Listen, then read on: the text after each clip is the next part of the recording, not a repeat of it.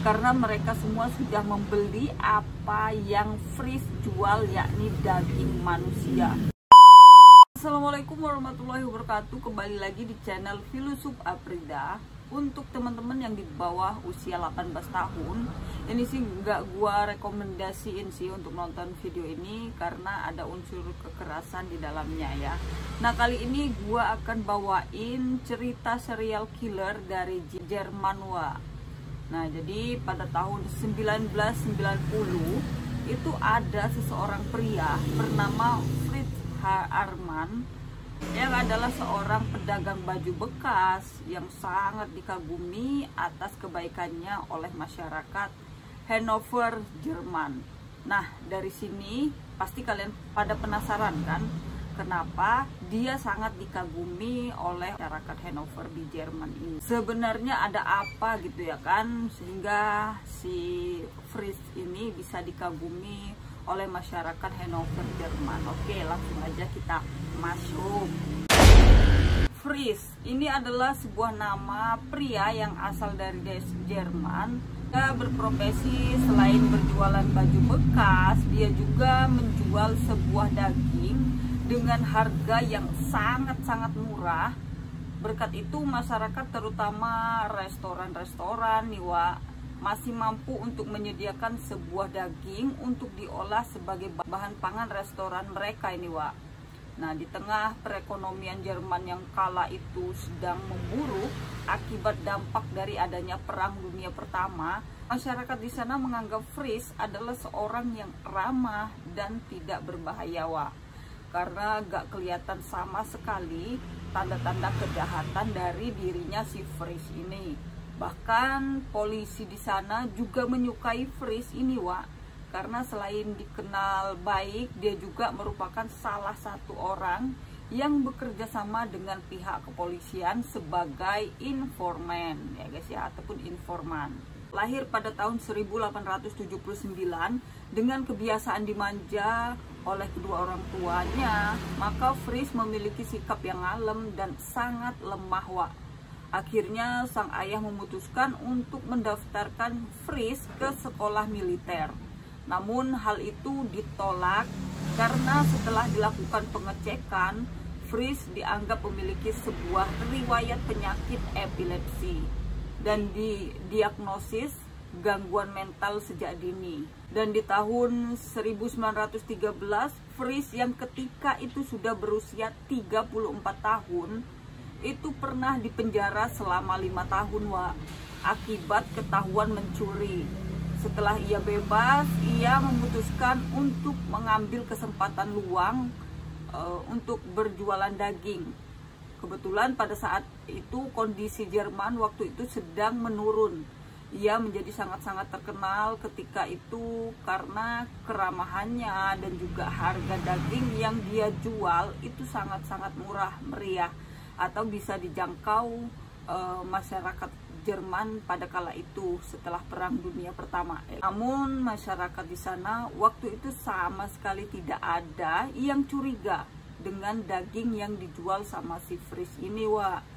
Fritz ini menghabiskan waktu berkeliling stasiun kereta untuk mencari anak-anak yang tersesat dan tidak memiliki tempat tinggal. Anak-anak jalanan gitulah ya Wak ya.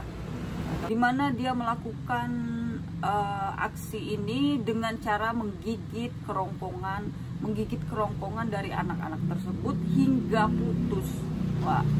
Dan tidak hanya itu aja, setelah itu ia juga menyetubuhi anak yang sudah tewas tersebut, anak-anak perempuan yang jadi korban. Setelah ia menghabisi, kemudian belum puas, dia lanjut lagi untuk menyetubuhi anak yang sudah tewas tersebut.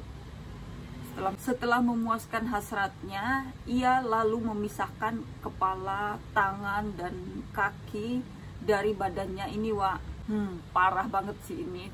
Tega bener ini orang. Dikiranya hewan kali ya.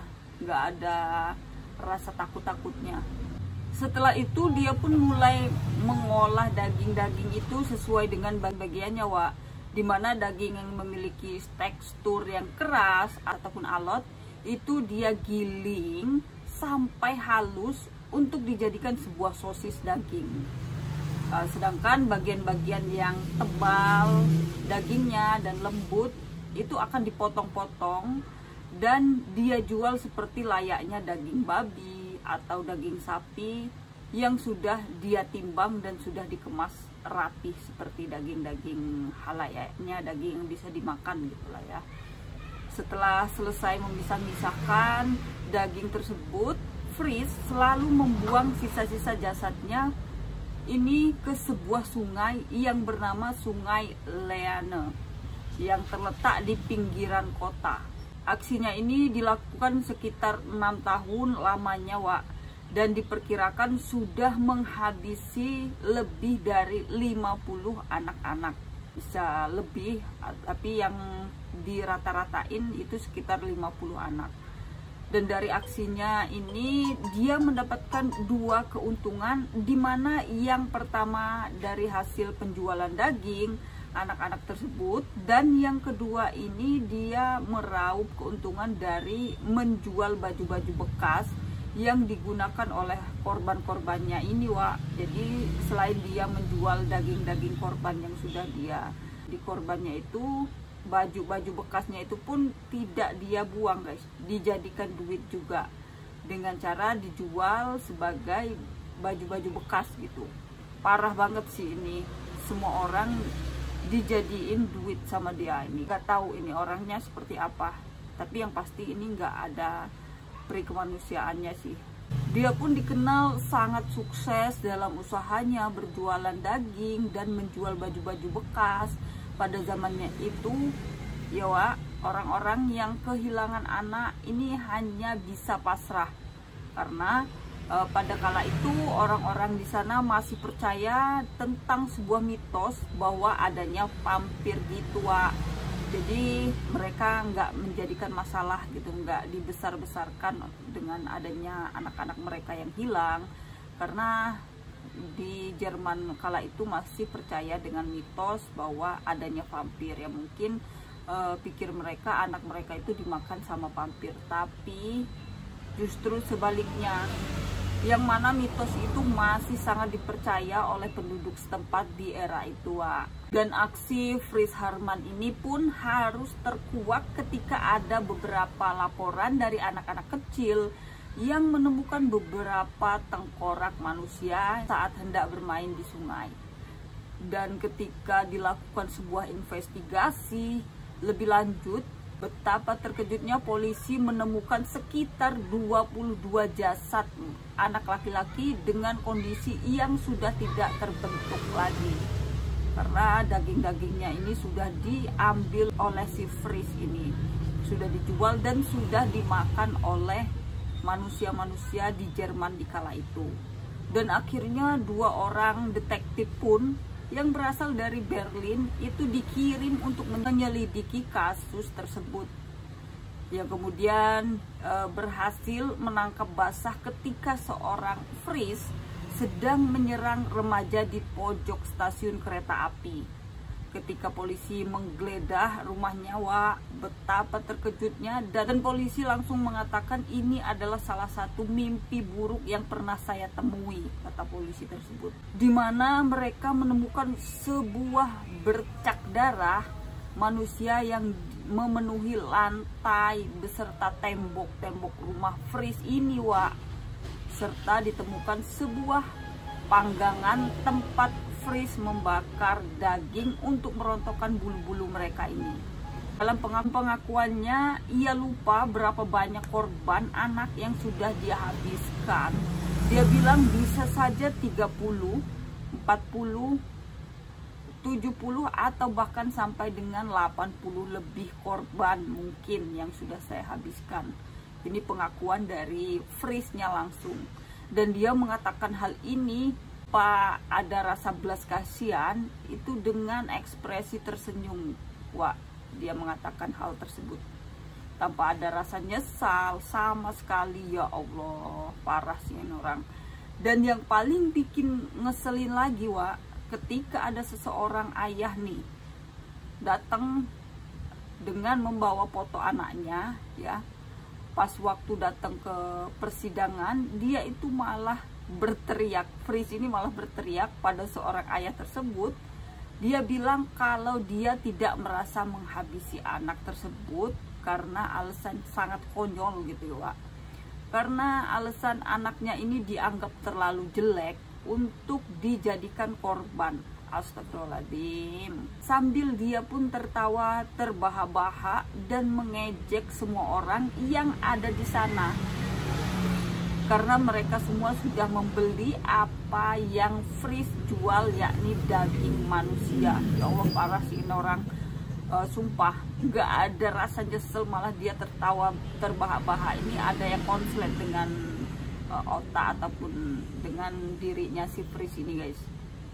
Jadi dia nggak ada rasa nyesel ataupun rasa bersalah sama sekali, malah dia senang gitu. Karena semua orang yang ada di Jerman kala itu sudah memakan daging manusia jualannya itu. Secara tidak langsung, Fris juga menertawakan mereka karena berhasil menciptakan seluruh masyarakat di sana menjadi masyarakat kanibal. Astagfirullahaladzim, parah sih ini Fris. Atas daging dari anak-anak mereka sendiri yang mereka makan dan yang mereka santap. Selanjutnya, Fris pun akhirnya dijatuhi hukuman mati dengan cara dipenggal, kemudian kepalanya disimpan di sebuah sekolah medis yang bernama Göttingen, yang dimana itu memang sebuah sekolah tempat untuk mempelajari isi otak dari para pelaku kriminal yang sadis. Wah, jadi itu sedikit serial killer kali ini dari gua. Menurut kalian bagaimana tentang cerita ini? Dan menurut kalian cerita apa lagi yang menarik untuk kita bahas? Silahkan kalian komen di kolom komentar di bawah, Wak. Oke, jangan lupa kalau kalian suka video ini, kalian klik like. Jangan lupa subscribe dan aktifkan lonceng notifikasinya agar kalian gak ketinggalan video-video menarik lainnya dari channel ini ya, Wak ya. Oke, see you next video, Wak. Dadah.